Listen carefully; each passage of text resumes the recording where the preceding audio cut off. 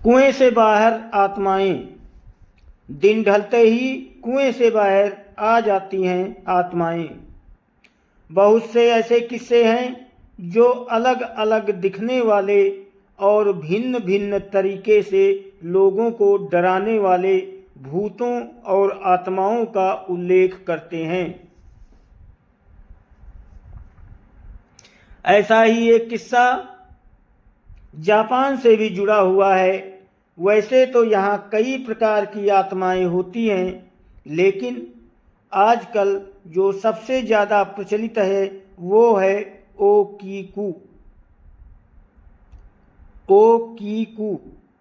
इससे पहले कि आप ओकीकू को किसी व्यक्ति विशेष की आत्मा के संदर्भ में लें, हम आपको बता दें कि ओकीकू किसी व्यक्ति की आत्मा नहीं, बल्कि वो आत्माएं होती हैं जो कुएं में रहती हैं। आपको ये जानकर हैरानी होगी कि जापान में कुएं से निकलने वाली आत्माओं से जुड़े बहुत से किस्से मशहूर हैं, जिनमें एक महिला हर रात कुएं में से निकलकर पानी भरने आती है। इन कहानियों पर कई फिल्में और नाटक भी बन चुके हैं। जापानी भूतों में ओकीकू सबसे पुराने किस्म के भूत हैं। निश्चित तौर पर तो कुछ नहीं कहा जा सकता कि इनका उद्भव कब हुआ, लेकिन इनके होने का सबसे पहला प्रमाण 16वीं शताब्दी में प्राप्त हुआ था। आपकी जानकारी के लिए बता दें कि जापान में 3 प्रकार के भूत होते हैं: ओबाके, यूकई, यूरेई।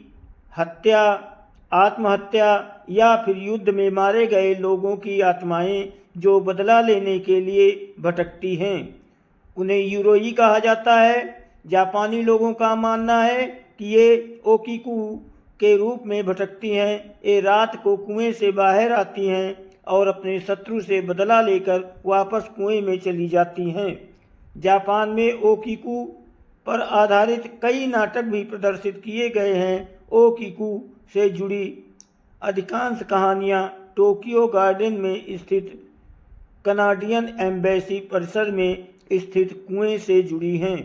यहाँ तक कि अब इस कुएं को ओकीकू वेल ही कहा जाने लगा है। इस कुएं का पानी कोई नहीं पीता। हालांकि ये बात कोई नहीं जानता कि इन कहानियों के पीछे कितनी सच्चाई है।